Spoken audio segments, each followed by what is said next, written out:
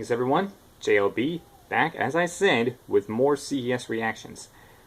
I couldn't really find anything more presentation worthy for the 1990 CES, so we're going to skip ahead to the year 1991 to see what was going on there.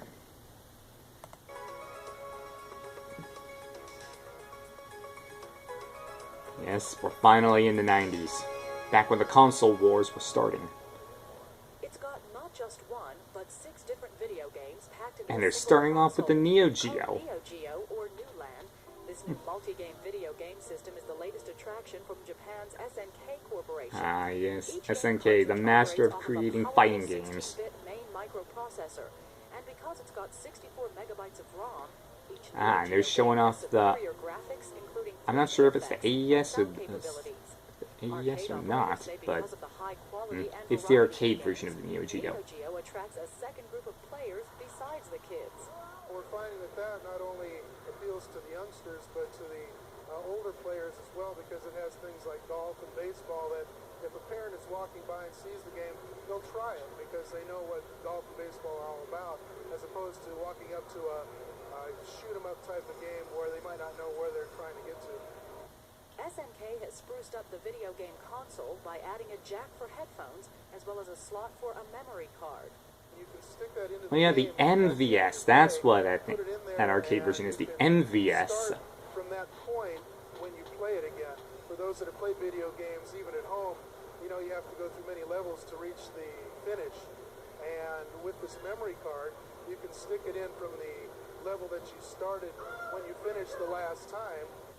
The memory cards can also be used in the Neo Geo home units that have the same games as yeah, the home console port versions of the Neo Geo. For the Computer Chronicles, I'm Maria Gabriel.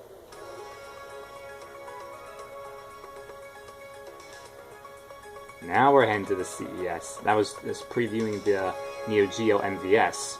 Very great system, actually. For people who grew up in the computer, Sega Genesis. Starting with a Sega Genesis. Probably with a video game. A hugely successful invention.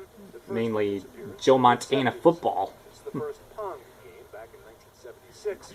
The industry boomed. Today's computer video games have become increasingly sophisticated and realistic. Sonic and Hedgehog in the background. Nintendo now has the lion's share of the 5 Look out! video game market. Heading to the powerhouse of the industry at that point. Nintendo. This year's CES showed the unmistakable impact of new computer technology on new game technology. What do we got going on there? NES units? Sega of America brought out a portable color system Sega. directly with Nintendo's ubiquitous Game Boy. Oh, this is when they debuted the Game Gear. Backlit, high-resolution 3-inch screen displaying up to 30 But like I colors. mentioned last time, fun wins out because the Game Boy crushed both the Atari Lynx and the Game Gear. Oh, the Magical Quest. No, that was Castle of Illusion. Ooh, Sonic the Hedgehog. Portable video games sell in quantities that would astonish any computer hardware maker. Over 40,000 I was more of a Mario guy growing up. I had no idea what to expect from Sonic the Hedgehog when I first tried out Sonic Mania. 600,000 units. On this side of the Pacific, Sega plans to start shipping the Game Gear in April for a suggested price of about $160. Game cartridges will sell for about $30. The Game Boy, the powerhouse of portable video gaming. Super Famicom, already for sale in Japan, was not among them. Inside the Oh, Nintendo Pavilion, they said that the Super NES, Super Famicom as it was called, wasn't part of the show at the Winter CES because it came out later that year.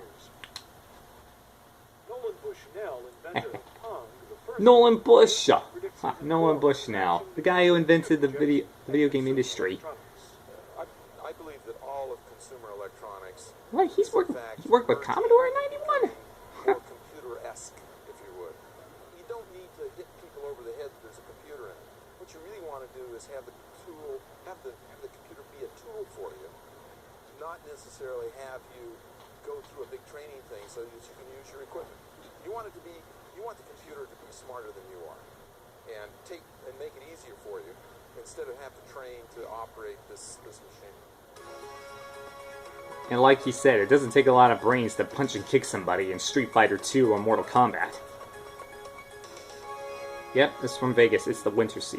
Handheld electronic games are no longer just for kids. For example, at this Sharper Image store, you can buy this little electronic game that plays bridge with you, and there's another one that lets you play chess.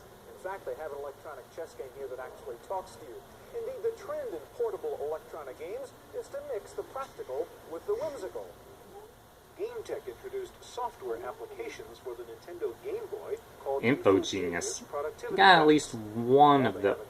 My family got at least one of those game packs, but it wasn't exactly something I had on repeat. Tourists and students than game fanatics. In fact, I barely even played it. Like appearance of the Game Boy, GameTech is confident of its marketing ploy. The reasoning behind it was that 46% of the Game Boy users are over 18 years of age, and they have had, as of yet, have had no software developed expressly for them. So Infogenius was developed to meet their needs, and there are over 5.5 million households which currently own a Game Boy unit, and there are adults in each of those households with software needs. Infogenius unwrapped 5 packages at CES, including translators, a spell checker, a travel guide, and a personal organizer. Spanish and French translators each contain 300 phrases and over 12,000 words. The Infogenius travel guide contains hotel, restaurant, and tourist information on 20 American cities and includes an auto dialer. The personal organizer is a combination appointment book, world and time clock, calculator, and address book. The Infogenius packages will be available in September for around $40 each. In another sign of The Miracle Piano Teaching System. This was very interesting. The Miracle Piano Teaching System. The Nintendo-based music instructor uses graphics with a video game feel and a keyboard synthesizer.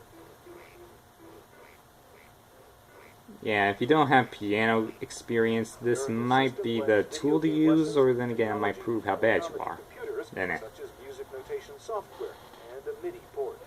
The system includes a software function that customizes lessons to the learning level of the student.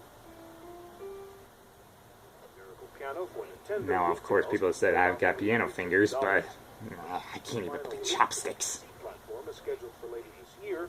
Mac and Amiga versions are also planned. So it wasn't exclusive to the NES. Well, that does it. Definitely stay tuned, because we're going to be heading probably to the summer CES to see what was going on there, and likely see the beginning showing off of the Super Nintendo, if there's footage available for it, of course. Anyway, thank you for watching. See you next time.